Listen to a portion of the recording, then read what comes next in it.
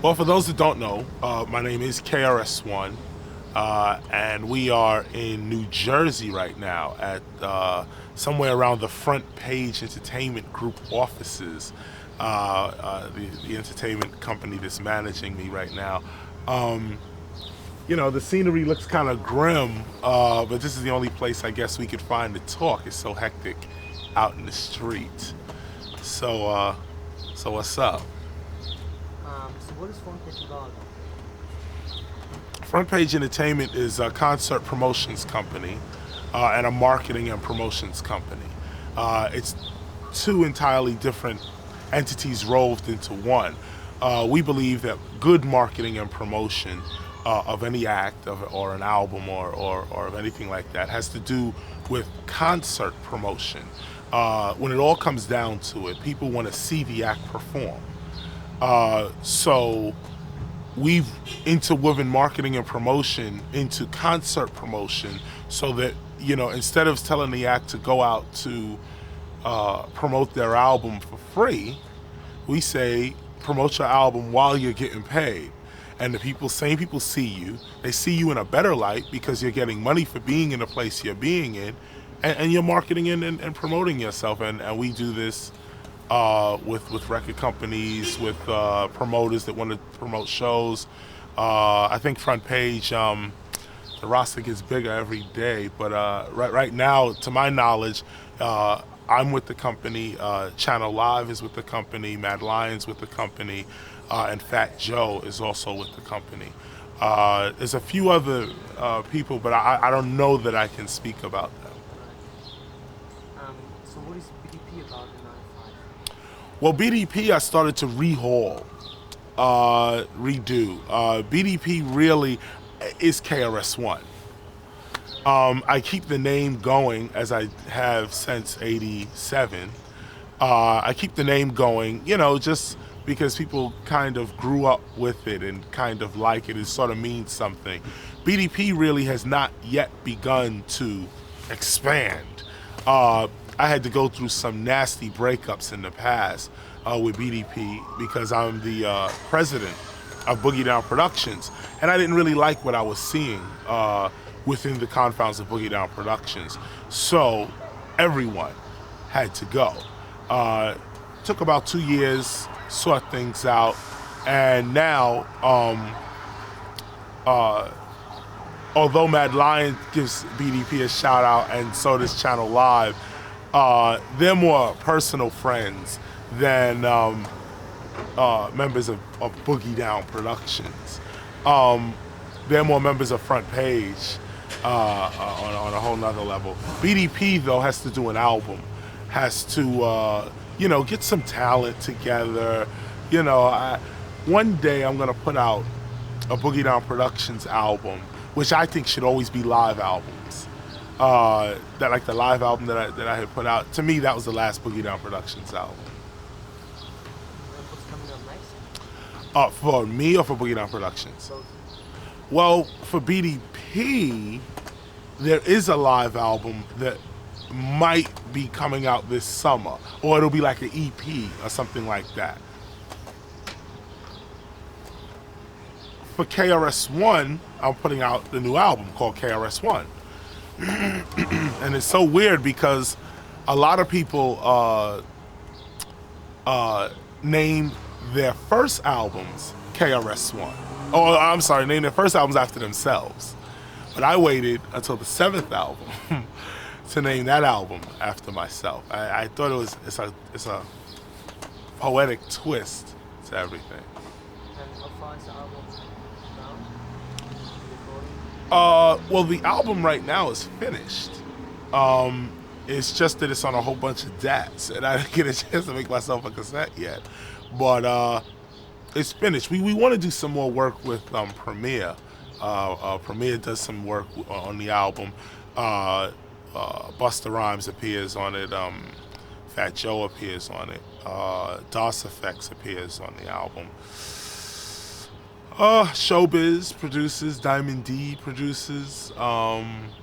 It's a real fat album. I'm quite sure the lovers of hip hop culture and music will get off on this. And what included? What topics do you deal on the album? Oh well, it's the bass is classic KRS One.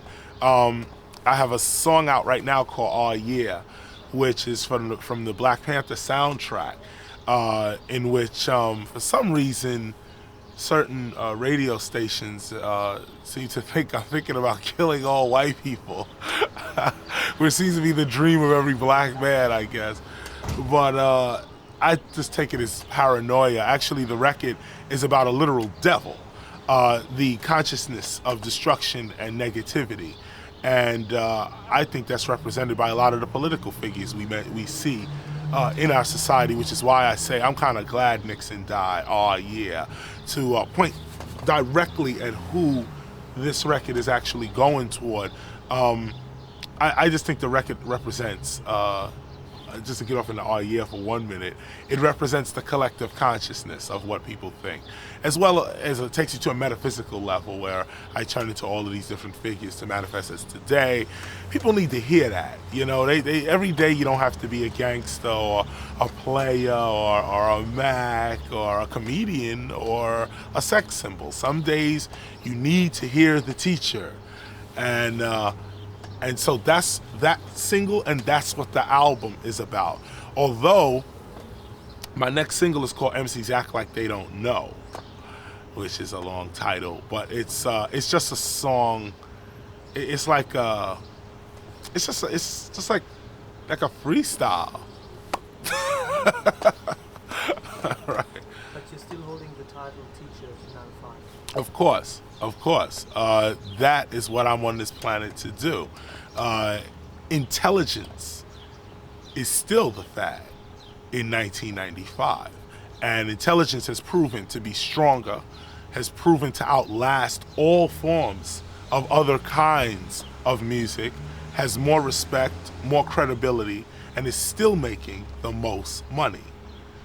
That's what this audience should truly understand about KRS One. It's not KRS One you're looking at. You're looking at the force of intelligence, love, understanding, the good things in life, the things that progress human beings. When I first started, people said it wouldn't last because, you know, I'm up against a brick wall. Everybody loves the gangster, even myself. Everyone loves a good sex symbol, even myself. But someone has to come out and say things that are relevant to the times and to the consciousness of the people within the midst of that. And it's sort of a sacrifice because I'll never go platinum. I'll probably hardly get gold, but I'll be known by more people in society than my records will actually sell. Like KRS One, you would think, sells 10 million records a year. Everyone knows KRS One. If you know hip hop, you know me, and you know what I stand for. That art and that energy, I would say, is the force of God. It's beyond the material aspect of what you think you see. It's an image and an idea that maintains stability over a period of time after everything else has fallen off. And you'll see within the new album as well. So you're not frustrated with your sales? Nah, sales don't mean anything. You know, look, we all want to sell records. I mean, I'm down to sell a record, but it's not my forward movement.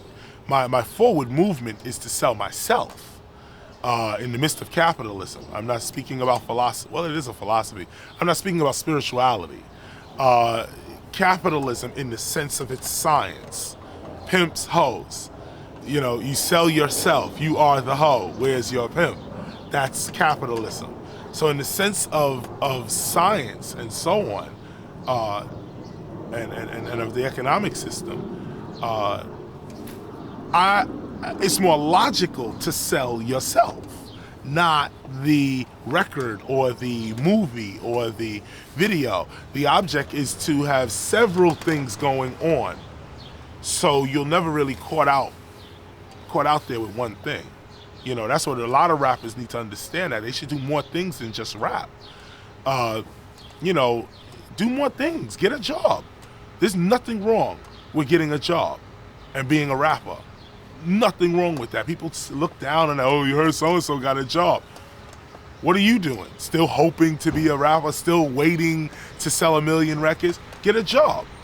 Period. There's nothing wrong with that. And actually, it strengthens you, because if you can make your money somewhere else, you'll always be true to hip hop. If you got to make your money in hip hop, you ain't gonna be true to it. Why? Because you got to compromise. Hip hop is an art, and art and capitalism don't go together. That's why the artist and the record company are always fighting. You know, hip hop is an art, a movement. You can't sell it. You can't have it. You know, you can't. The only thing you can do is become one with it and express it. But you can't keep it. You can't. It's not like that. You know. So when people try to make money in hip hop, like, you'll probably get a little something, but you either gonna destroy yourself and get kicked out of hip hop, or you're gonna make little bits of money in hip hop and never really satisfy what your whole existence is about. But I think besides not going platinum, you have one of the longest careers in hip hop. Yeah, because I'm not platinum. That's the point. I mean, my longevity has to do with respect. That's what you sell. Respect. Not a glitzy video, not some flashy record, or flashy clothes. You sell your skills. You sell your respect.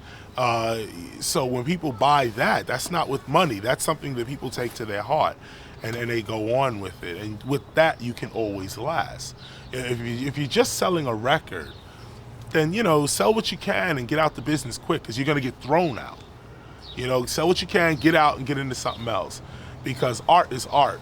And you know, we're racing against time here. We're racing against good and evil. It's a race.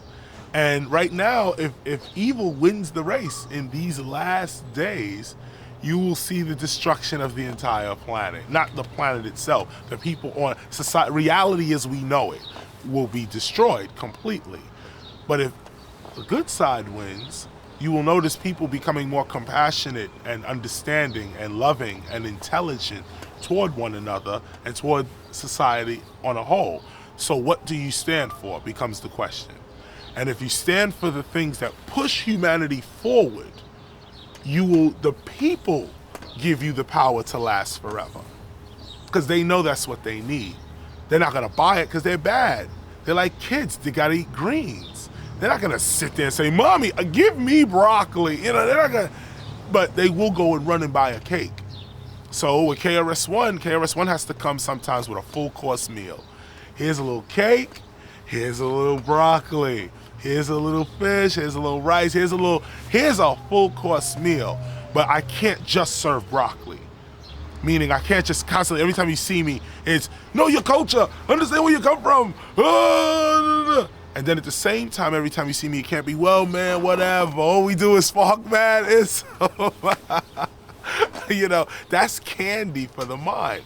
But when you're universal, the people get what they need from you, and they know what my end result is. They know what my image and my movement is about. It's the teacher, the intelligent side, the conscious rap, is so to speak. And once you gain that title, you can last forever. Forever and ever and ever and ever. But you're one of the few so-called conscious rappers who are still on the forefront. So why is this? Well, a lot of it, I would say, a lot of it is unexplainable in English. If I spoke another language and you understood another language, I would be able to explain it. In English, in this language that I'm speaking now, we would say the force of God. The force of God, the force of nature is what I roll with. I study metaphysics. I don't look at reality the way everyone else does. To me, you're me and I'm you. And, you know, all of this is me. So I'm really rocking myself. I'm not, you know, that's the way I view it. But I don't want to get off into that. All I'll say is that in this language, I can say It's the force of God. The force of nature is what keeps KRS One out. I've been blessed, as they say. Is it just